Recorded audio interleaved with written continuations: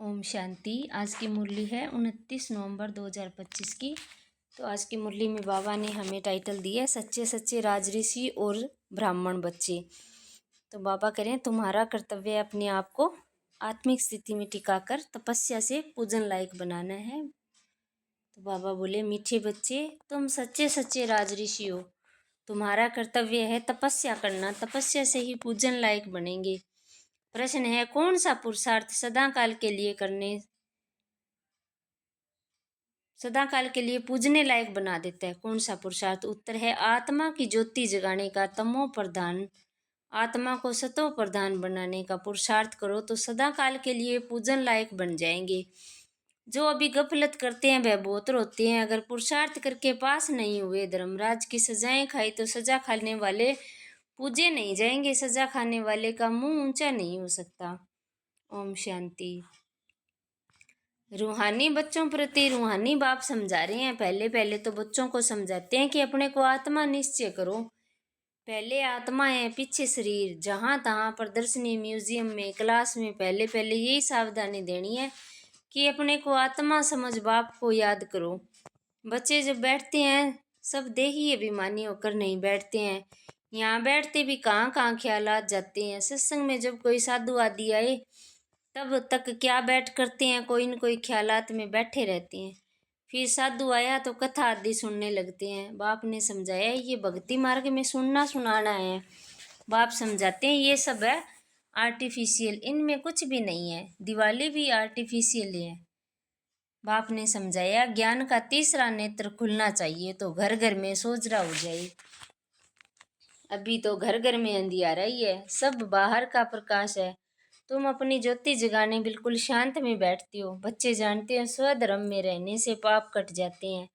जन्म जन्मांतर के पाप इस याद की यात्रा से ही कटते हैं। आत्मा की ज्योत बुझ गई है ना, शक्ति का पेट्रोल सारा खत्म हो गया, वह फिर भर जाएगा क्योंकि आत्मा पवित्र बन जाती है। जितना रात दिन का फर्क है। अब लक्ष्मी की कितनी पूजा होती है। कई बच्चे लिखते हैं लक्ष्मी बड़ी या सरस्वती माँ बड़ी। लक्ष्मी तो एक ही होती है, श्री नारायण की। अगर माँ लक्ष्मी को पूजते हैं तो उनको चार भुजा दिखाते हैं, उनमें दोनों आ जाते हैं। वास्तव में उसको लक्ष्मी नारायण की पूजा कहा जाए। चतुर्भुजे ना दोनों इकट्ठे, परंतु मनुष्य को कुछ भी समझ नहीं है। बेहद का बाप कहते हैं अभी सभी बेसमझ बन पड़े हैं। लौकिक बाप कभी सारी दुनिया के बच्चों को कहेंगे क्या कि बेसमझ हैं। अभी तुम बच्चे जानते हो विश्व का बाप कौन है।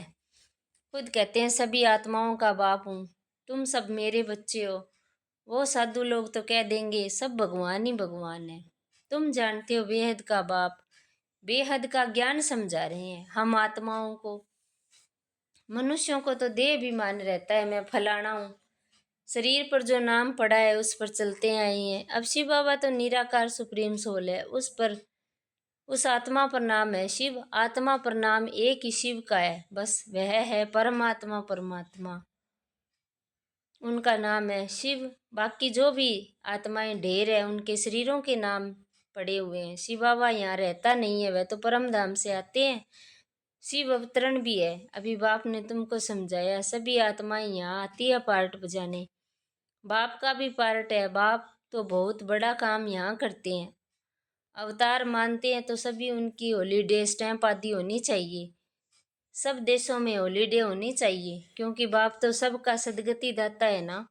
उनका जन्मदिन और चले जाने का दिन डेट आदि का तो पता नहीं पड़ सकता क्योंकि ये तो न्यारा है ना, इसलिए शिवरात्रि कह देते हैं। ये भी तुम बच्चे जानते हो आधा कल्प है बेहद का दिन, आधा कल्प है बेहद की रात। रात पूरी होकर फिर दिन होता है, इसके बीच में बाप आते हैं। तो ये एक्यूरेट टाइम है। मनुष्य जब जन्मते हैं तो म्यूनिसिपालिटी में नोट करते हैं, फिर 6 दिन के बाद उसका नाम रखते हैं, उसको कहते हैं नामकरण। कोई छठी भी कहते हैं। भाषाएं तो बहुत है ना। लक्ष्मी की पूजा करते हैं, आतिशबाजी जलाते हैं। तुम पूछ सकते हो लक्ष्मी का त्योहार आप क्यों मनाते हो। ये कब तख्त पर बैठने का ही कोरोनेशन मनाते हैं, उनका जन्म नहीं मनाते। लक्ष्मी का चित्र थाली में रख उनसे धन मांगते हैं, बस और कुछ नहीं। मंदिर में जाकर भल कुछ मांगेंगे परंतु दीपमाला के दिन तो सिर्फ उनसे पैसा मांगेंगे। पैसा देती थोड़ी है, ये तो जैसी जैसी भावना है। अगर कोई सच्ची भावना से पूजा करते हैं तो अल्पकाल के लिए धन मिल सकता है। ये है ये अल्पकाल का सुख, कहाँ तो स्थायी सुख भी होगा ना। स्वर्ग का तो उन लोगों को पता ही नहीं। यहाँ स्वर्ग की भेंट में कोई खड़ा हो नहीं सकता। तुम जानते हो, आधा कल्प है ज्ञान, आधा कल्प है भक्ति, फिर होता है वैराग्य। समझाया जाता है ये पुरानी छिछी दुनिया है, इसलिए फिर नई दुनिया जरूर चाहिए। नई दुनिया वैकुंठ को कहा जाता है, उसको हेवन पैराडाइज कहा जाता है। इस ड्रामा में पार्टधारी भी अविनाशी है। तुम बच्चों को मालूम पड़ा है कि हम आत्मा पार्ट कैसे बजाती है। बाबा ने समझाया है, किसको भी प्रदर्शनी आदि दिखाना है तो पहले ये एम ऑब्जेक्ट समझानी है। सेकंड में जीवन मुक्ति कैसे मिलती है, जन्म मरण में तो जरूर आना ही है। तुम सीढ़ी पर बहुत अच्छी रीति समझा सकते हो। रावण राज्य में भक्ति शुरू होती है। सतयुग में भक्ति का नाम ही नहीं। ज्ञान और भक्ति दोनों अलग अलग है ना। अभी तुमको इस पुरानी दुनिया से विराग है। तुम जानते हो ये पुरानी दुनिया अब खत्म होनी है। बाप सदैव बच्चों के सुखदायी होते हैं। बच्चों के लिए ही बाप कितना माथा मारते हैं। बच्चों के लिए ही गुरुओं के पास जाते हैं, साधुओं के पास जाते हैं कि कैसे भी करके बच्चा हो जाए, क्योंकि समझते हैं बच्चा होगा तो उनको मलकियत देकर जाएंगे, बच्चा हो तो उसको हम वारिस बनाएंगे। तो बाप कभी बच्चों को दुख थोड़ी देंगे, इम्पॉसिबल है। तुम माता पिता कहकर कितनी रड़ियां मारते रहते हैं। तो बच्चों का रूहानी बाप सबको सुख का ही रास्ता बताते हैं। सुख देने वाला एक बाप ही है, दुख हरता सुख करता एक रूहानी बाप है। ये विनाश भी सबके लिए ही है, नहीं तो मुक्ति जीवन मुक्ति कैसे पाएंगे। परंतु ये कोई समझेंगे थोड़ी। यहाँ तो ये है गरीब अबलाएं जो अपने को आत्मा निश्चय कर सकती है। बाकी बड़े लोगों का देह अभिमान इतना कड़ा और पक्का हो गया जो बात मत पूछो। बाबा बार बार समझाते हैं, तुम राज ऋषि हो। ऋषि हमेशा तपस्या करते हैं, वह तो ब्रह्म को तत्व को याद करते हैं, या कोई काली आदि को भी याद करते हैं होंगे। बहुत सन्यासी भी है जो काली की पूजा करते हैं, माँ काली कहकर पुकारते हैं। बाप कहते हैं इस समय सब विकारी हैं। काम चिता पर बैठ सब काले हुए हैं। माँ बाप बच्चे सब काले हैं। ये बेहद की बात है। सतयुग में काले होते ही नहीं, सब है गोरे, फिर कभी सांवरे बनते हैं। ये तुम बच्चों को बाप ने समझाया है। थोड़ा थोड़ा पतित होते होते अंत में बिल्कुल ही काले हो जाते हैं। बाप कहते हैं रावण ने काम चिता पर चढ़ाए बिल्कुल काला बना दिया है। अब फिर तुमको ज्ञान चिता पर चढ़ाता हूँ, आत्मा को ही पवित्र बनाना है। अब पतित पावन बाप आकर पावन बनने की युक्ति बताते हैं। पानी क्या युक्ति बताएंगे, परंतु तुम किसको समझाओ तो कोटों में कोई समझ कर ऊंच पद पाते हैं। अब तुम बाप से अपना भरसा लेने आए हो 21 जन्मों के लिए। आगे चलकर बहुत साक्षात्कार करेंगे, तुमको अपनी पढ़ाई का सब पता पड़ेगा। जो अभी गफलत करते हैं फिर बहुत रोएंगे, सजा भी बहुत होती है, फिर पद भी भ्रष्ट हो जाएगा, मुंह ऊंचा कर नहीं सकेंगे। इसलिए बाप कहते हैं मीठे मीठे बच्चों पुरुषार्थ कर पास हो जाओ, जो कुछ भी सजा नहीं खानी पड़े, तब पूजन लायक बनेंगे। सजा खाई तो फिर पूज्य थोड़ी जाएंगे। तुम बच्चों को पुरुषार्थ बहुत करना चाहिए, अपनी आत्मा की ज्योति जगानी है। अभी आत्मा तमो प्रधान बनी है, उनको ही सतो प्रधान बनाना है। आत्मा है ही बिंदी एक सितारा, उनका और कोई नाम रख नहीं सकते। बच्चों को समझाया है, उनका साक्षात्कार हुआ। स्वामी विवेकानंद और रामकृष्ण परमहंस का बतलाते हैं। उसने देखा उनसे कुछ लाइट निकली, सो तो आत्मा ही निकलती है। उसने समझा वह मेरे में समा गई। अब आत्मा कोई आकर समा थोड़ी सकती है, वह तो जाकर दूसरा शरीर लेती है। पिछाड़ी में तुम बहुत देखेंगे, नाम और रूप से न्यारी कोई चीज होती नहीं। आकाश पोलार उनका नाम है। अब ये तो बच्चे समझते हैं, कल्प कल्प स्थापना जो होती है आई है वह होनी है। हम नंबरवार पुरुषार्थ करते हैं, जो जो सेकंड गुजरा उसको ड्रामा ही कहेंगे। सारी दुनिया का चक्कर फिरता रहता है, ये 5,000 वर्ष का चक्कर जूं मिसल फिरता ही रहता है, टिक टिक होती रहती है। अभी तुम मीठे मीठे बच्चों को सिर्फ बाप को ही याद करना है। चलते फिरते काम करते बाप को याद करने में ही कल्याण है। फिर माया माट लगा देती है, तुम हो ब्राह्मण। भ्रमरी मिसल कीड़ों को आप समान ब्राह्मण बनाना है। वह भ्रमरी का तो एक दृष्टांत है, तुम हो सच्चे सच्चे ब्राह्मण। ब्राह्मणों को ही फिर देवता बनना है, इसलिए तुम्हारा ये पुरुषोत्तम बनने के लिए संगम युग है।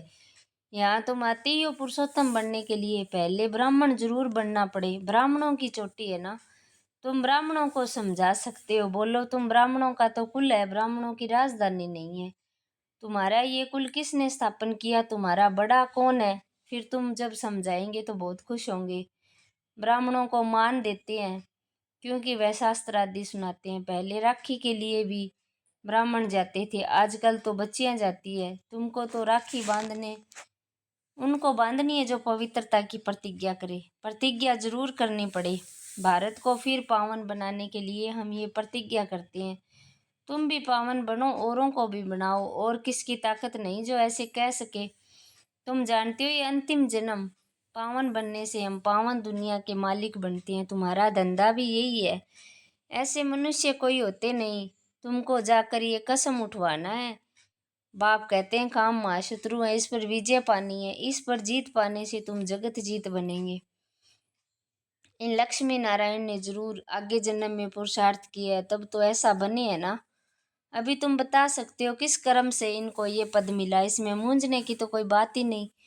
तुमको कोई इस दीपमाला आदि की खुशी नहीं है, तुमको तो खुशी है हम बाप के बने हैं, उनसे वर्षा पाते हैं। भक्ति मार्ग में मनुष्य कितना खर्चा करते हैं, कितने नुकसान भी हो जाते हैं, आग लगती है, परंतु समझते नहीं। तुम जानते हो अभी हम फिर से अपने नए घर जाने वाले हैं। चक्कर फिर हूबहू रिपीट होगा। ये बेहद की फिल्म है, बेहद का स्लाइड है। बेहद के बाप के बने हो तो कपारी खुशी होनी चाहिए। हम बाप से स्वर्ग का वर्षा जरूर लेंगे। बाप कहते हैं पुरुषार्थ से जो चाहिए सो लो। पुरुषार्थ तुमको जरूर करना है, पुरुषार्थ से ही तुम ऊंच बन सकते हो। ये बाबा इतना बूढ़ा ऊंच बन सकते हैं तो तुम क्यों नहीं बन सकते? अच्छा, मीठे मीठे स्किल दे बच्चों प्रति माता पिता बाप दादा का याद प्यार और गुड मॉर्निंग। रूहानी बाप के रूहानी बच्चों को नमस्ते। धारणा के लिए मुख्य सार है, पहला, जैसे बाप सदा बच्चों के प्रति सुखदायी है ऐसे सुखदायी बनना है, सबको मुक्ति और जीवन मुक्ति का रास्ता बताना है। दूसरा है, देही अभिमानी बनने की तपस्या करनी है, इस पुरानी छीछी दुनिया से बेहद का वैरागी बनना है। वरदान है, हर एक की विशेषता को स्मृति में रखते हुए फेथफुल बन एक मत संगठन बनाने वाले सर्व के शुभ चिंतक भाव। ड्रामा अनुसार हर एक को कोई न कोई विशेषता अवश्य प्राप्त है, उस विशेषता को कार्य में लगाओ तथा औरों की विशेषता को देखो। एक दो में विश्वास रखो तो उनकी बातों का भाव बदल जाएगा। जब हर एक की विशेषता को देखेंगे तो अनेक होते हुए भी एक ही दिखाई देंगे। एक मत संगठन हो जाएगा। कोई किसकी गलानी की बात सुनाए तो उसे टेका देने की बजाय सुनाने वाले का रूप परिवर्तन कर दो, तब कहेंगे शुभ चिंतक। स्लोगन है, श्रेष्ठ संकल्प का खजाना ही श्रेष्ठ प्रारब्ध व ब्राह्मण जीवन का आधार है।